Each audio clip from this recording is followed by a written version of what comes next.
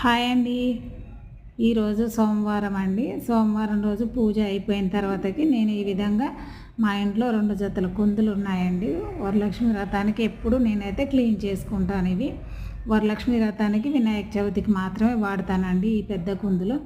ఇంకా కతిమ్మ టైంలో బాక్స్లో పెట్టేస్తాను నేను. ఇంకే వరలక్ష్మి వ్రతం వచ్చేసింది కదండి.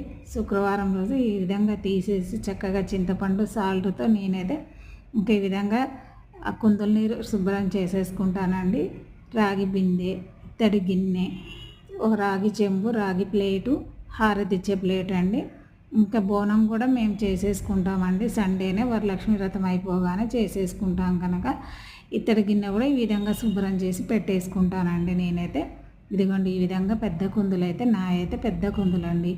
అమ్మవారి కోసమనే నేనైతే తీసుకున్నాను. ఎలా ఉన్నాయో కామెంట్ బాక్స్లో కామెంట్ చేయరండి.